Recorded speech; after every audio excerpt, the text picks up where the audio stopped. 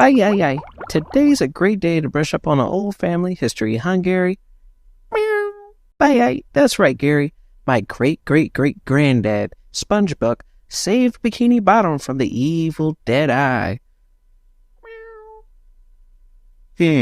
That's right, Gary. Then we have Grandpa SquarePants and Grandma. And then here's my parents. Uh-huh. What do you mean they look nothing like me?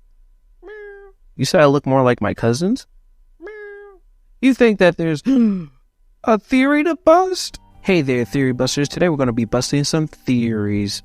Before I go ahead and get us out of the theory, haven't you noticed that Sandy Cheeks is always studying SpongeBob? She is paid by monkeys to have her underwater sea dome located in Bikini Bottom. Not only that, but she is friends with the submarine guy that we've seen from the Shell City episodes.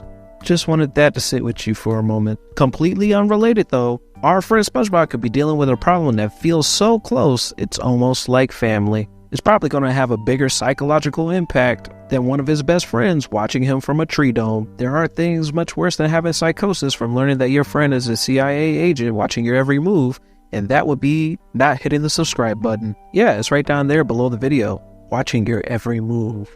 Now then, a question that often runs through my mind every so often when I watch SpongeBob, and that has probably run across your mind too, has probably been the question, why does SpongeBob look so different from his family members?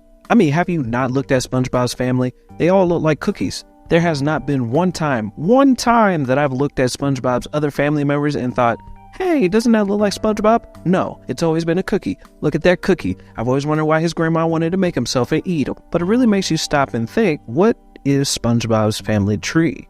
Now, easily we could go back and look through a laundry list of older episodes to go ahead and map out SpongeBob's already existing family members. But before we go jumping into his family history, haven't you noticed that SpongeBob doesn't really know that much about his family history? Like, just pause and think about it. He doesn't know anything beyond a couple family members. Like, he didn't even know that his great-great-great-great-grandfather SpongeBob even existed as a Bikini Bottom hero. It really makes you wonder if SpongeBob's grandma is hiding more than just her secret cookie recipe. She couldn't be hiding any more than that, right?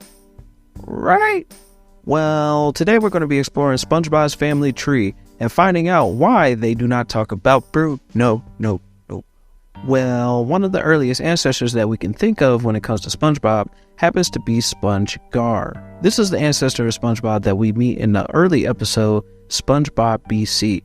But the one that comes right after that happens to be primitive SpongeBob, who can't talk. In all honesty, primitive SpongeBob probably comes before SpongeGar. But because Squidward taught them how to go jellyfishing and SpongeGar and Patar didn't know how to jellyfish then, it would make sense why that would be first. So moving on, after many generations have passed, we get to SpongeBob, another ancestor from long histories past. As many of you know, SpongeBob is the SpongeBob ancestor who helped found Bikini Bottom as we know it. Literally a great hero buried under a mound of poop, and nobody chose to clean it. I think Bikini Bottom needs to get more public service done because they only have one guy cleaning up the trash, I think. Is that right? Anyhow, after a couple generations, we get to SpongeBob's grandparents, and this is where things become a little less sugar-coated, and I mean that quite literally. So Grandma and Grandpa SquarePants got kind of busy after having a wafting total of 6 kids. Now I can see why SpongeBob would have a hard time keeping up with all of his family members, but those lists of 6 children happen to be Sherm, Harold, Blue SquarePants, and 3 other unknown family members. But almost every one of them had kids as well. SpongeBob's Uncle Sherm had Stanley SquarePants. Blackjack, Todd, and Larry all have unknown parents, and Blue SquarePants is the only one without. But what if I told you that this established family tree could 100% be wrong? I knew Grandma was hiding something, but what could suggest that our lovable SpongeBob's parents could not be his own?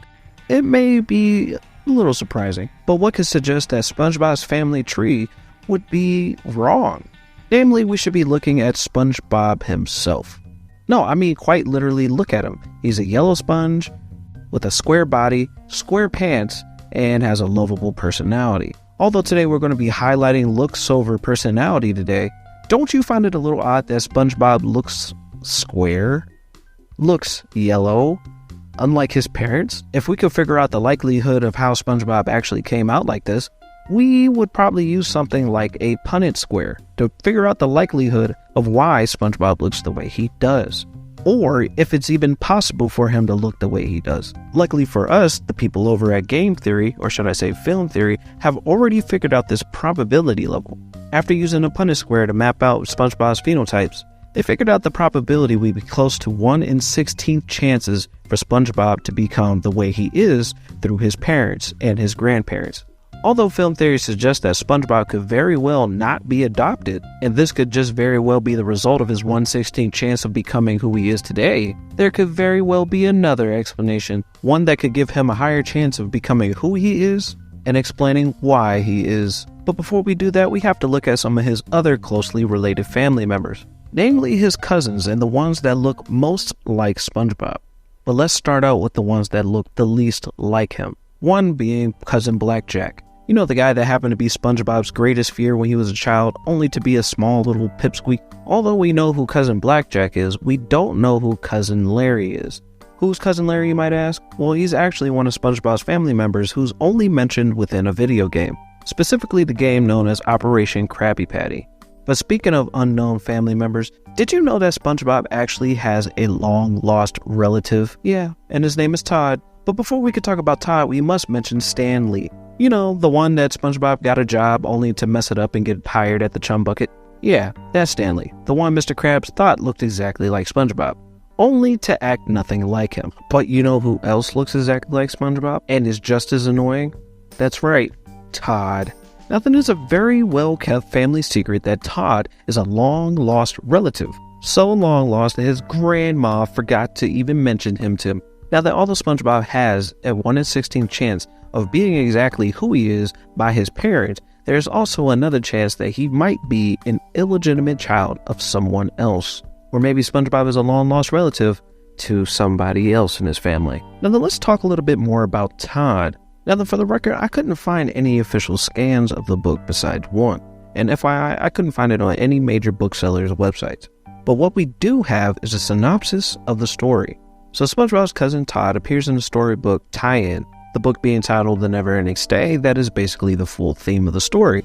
A long-lost relative named Todd comes over, and it never seems like he's going to leave, until one day SpongeBob basically gets fed up with him and he leaves. But then Patrick gets fed up with helping SpongeBob and goes home. That's when one of Patrick's own cousins come over, and then we have another introduction to one of Patrick's long-lost relatives. Although I would love to dive deep into the convolutedness of Patrick's new family extensions, we're just going to focus on SpongeBob a little longer.